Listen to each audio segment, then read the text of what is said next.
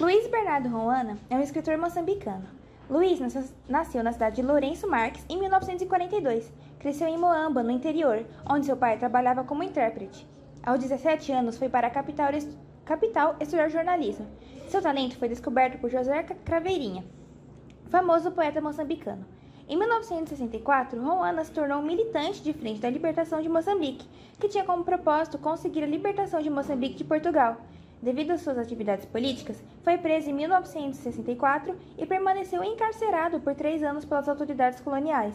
Após a independência, Roana foi alto funcionário do governo e presidente da Organização Nacional dos Jornalistas de Moçambique. Desempenhou também funções de diretor do gabinete do presidente Samora Machel e secretário do Estado da Cultura.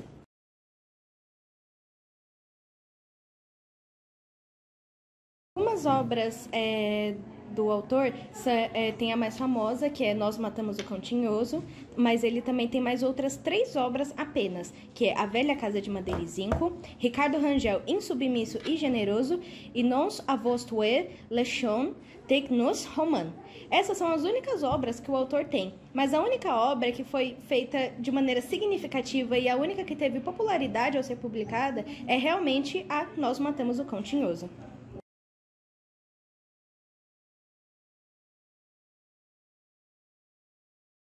Na obra Nós Matamos o Cão Tinhoso existem várias críticas, por exemplo, as críticas sociais, em que a obra critica muito o colonialismo português em Moçambique, destacando a opressão e a marginalização dos moçambicanos.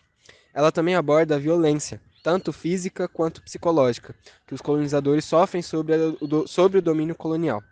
Também são nos mostrados temas em que a história fala sobre a perda da inocência das crianças, que são obrigadas a enfrentar as duras realidades da vida sobre o colonialismo. Também trata da luta pela preservação da identidade cultural e da resistência ao opressor, além de enfatizar muito a importância da solidariedade e da coesão comunitária em tempos de adversidade. E também temos a obra de As Mãos dos Pretos, que nos mostra várias críticas, como por exemplo, o racismo e o estereótipo racial, em que os colonizadores perpetuam sobre os africanos, mostrando como essas ideias racistas são usadas para justificar a dominação colonial.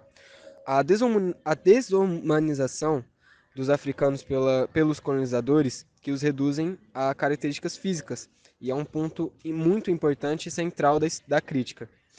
Também temos alguns temas, como o conto, que aborda a busca de identidade em um contexto de opressão racial, em que o protagonista questionando o porquê das diferenças físicas entre negros e brancos. A história também provoca uma reflexão sobre o absurdo do racismo e destaca a resistência cultural dos africanos, que, apesar da opressão, mantêm sua dignidade e sua identidade.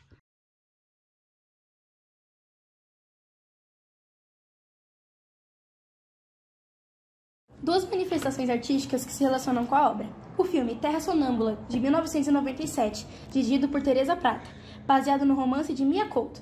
Esse filme, assim como a obra de Roana, explora a vida em Moçambique e as cicatrizes deixadas pelo colonialismo e pela guerra.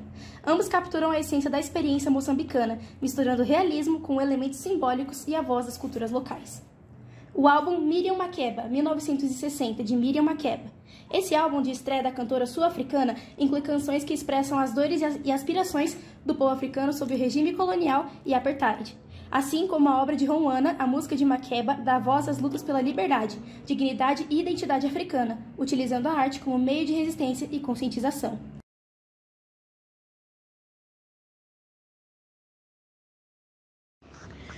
Nós Matamos o Cão Tinhoso. Bom, este conto que dá título à coletânea, ele narra a história de um grupo de meninos que recebem a tarefa de matar um cão doente e velho, chamado Cão Tinhoso, que vive na aldeia. Bom, o animal ele é visto como uma ameaça para a sociedade, cheio de feridas e simboliza uma maldição. Representa uma força opressora. E a história ela é contada pela perspectiva de um dos meninos, que reflete sobre a brutalidade do ato e a opressão dos adultos para cumprir a missão. A morte do cão se torna uma metáfora para a perda da inocência dos meninos, que, ao matarem o cão, são obrigados a enfrentar uma realidade cruel e desumana. Bom, As Mãos dos Pretos. Este conto ele narra um menino negro que questiona por que as palmas das mãos dos negros são mais claras do que o resto do corpo. Ele conversa com diferentes pessoas na tentativa de encontrar uma resposta. Primeiramente, ele fala com o seu professor, que dá uma explicação simples e racista, sugerindo que as palmas das mãos são uma consequência de que, no momento da criação, Deus os teria deixado de lado, antes de terem símbolo completamente moldados. Depois ele conversa com a mãe, que oferece uma explicação mais sensível e carinhosa, afirmando que as palmas das mãos dos negros elas são mais claras porque são usadas para o trabalho, para o contato com a terra e para a criação. O conto é uma reflexão sobre o racismo, uma identidade e tentativa de compreender as justificativas importantes aos negros pela sociedade colonial.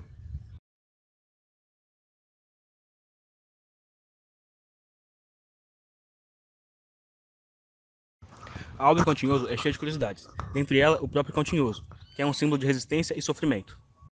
O estilo do autor é uma forma mais simples de linguagem, além de carregar mais simbolismo e profundos sentimentos. Sobre o próprio autor, ele nasceu em 1942, em Moçambique, e além de escritor, era jornalista e político. A obra do Cão Tinhoso foi sua maior obra em sua carreira. Obrigada nada, eu não ia ficar quieta, tá? Porque, assim, ó, não sei se vocês perceberam, mas teve uns bugs aí, ó, no áudio. Vocês vão ver, olha só. Profundos sentimentos. Sobre o próprio autor, ele nasceu em 1900. Então, isso foi ocasionado porque o Dudu do Edu, conhecido como Kailan, Caio e Thiago, chegaram 50 minutos depois do combinado e gravaram com esse microfone comprado na 25 de março e ficou um cocô o áudio, tá? Não é culpa minha não. Desculpa aí, pro